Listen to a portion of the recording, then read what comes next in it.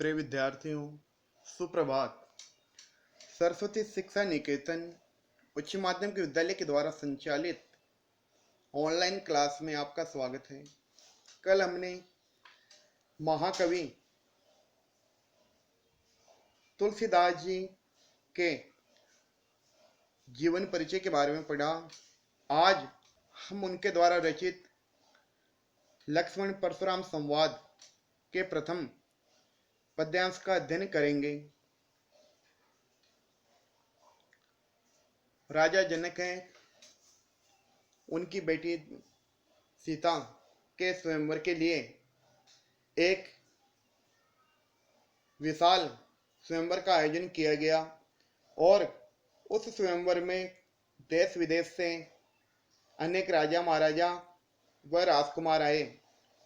तो राजा जनक ने दरबार में यह प्रतिज्ञा की कि जो भी इस शिव धनुष को उठा के उसके ऊपर प्रत्यंचा चढ़ाएगा, मैं अपनी बेटी सीता का विवाह उसके साथ कर दूंगा। बारी बारी से सब उस धनुष को उठाने का प्रयास करते हैं, लेकिन कोई भी उस धनुष को उठाना तो दूर, उस धनुष को हिला भी नहीं पाते। राम व लक्ष्मण अपने गुरु विश्वामित्र के साथ जनक दरबार में आए थे। तो राम अपने गुरु की आज्ञा पाके खड़े होते हैं और धनुष को सहज उठा लेते हैं।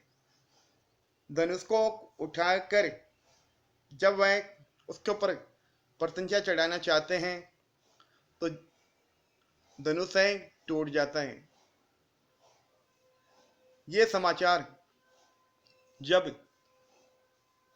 परशुराम जी को मिलता है तो परशुराम जी अत्यंत क्रोध के साथ जनक दरबार में आते हैं और कहते हैं कि हे दुष्ट जनक, जल्दी बतला ये धनुआ किसने तोड़ा है?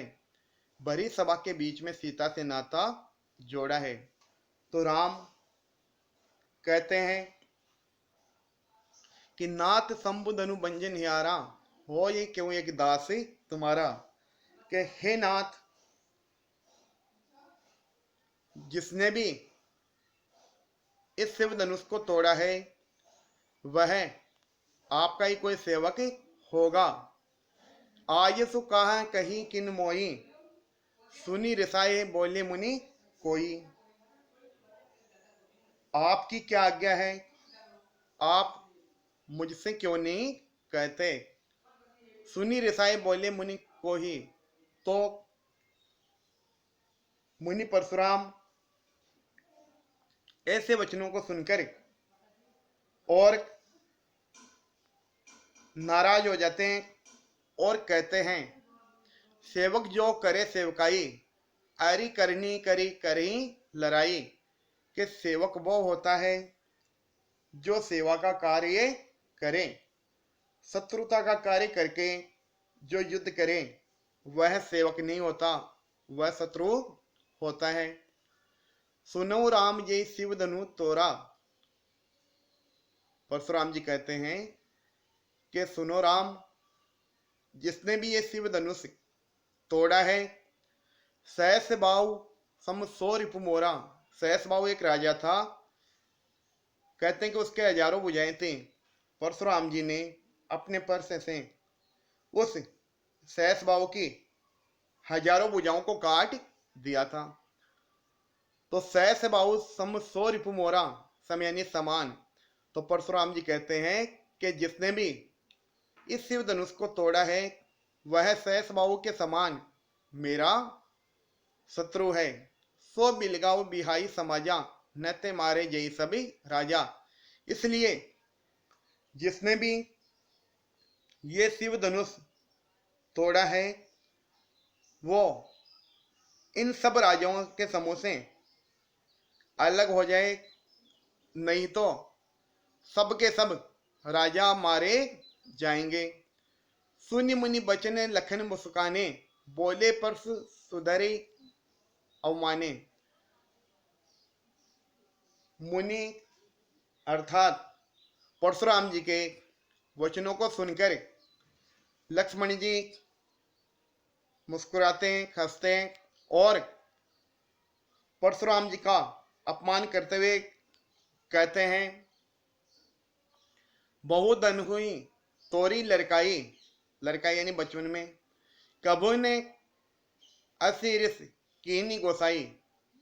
तो लक्ष्मण जी कहते हैं कि हे महामुनि, हे मुनि श्रेष्ठ, बचपन में हमने कई धनुष तोड़े, लेकिन जिस प्रकार आप हमारे ऊपर इतना क्रोध कर रहे हो, वैसा क्रोध किसी ने नहीं किया।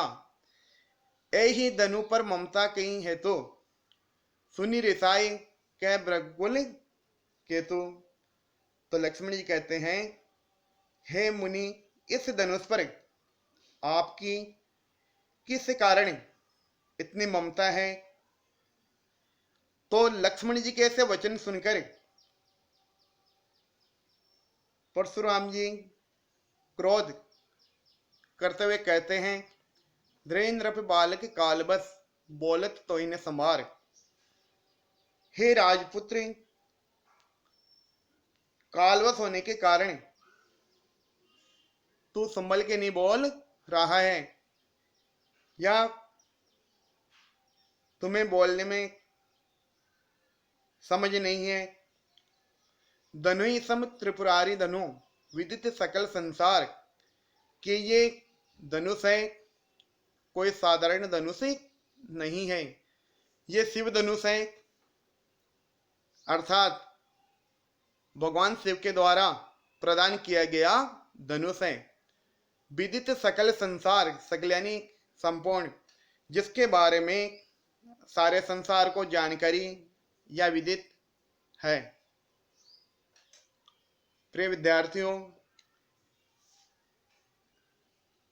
इस पद्यांश का हिंदी अनुवाद, हिंदी अर्थ है, आप अपनी नोटबुक में करें और याद करें। धन्यवाद।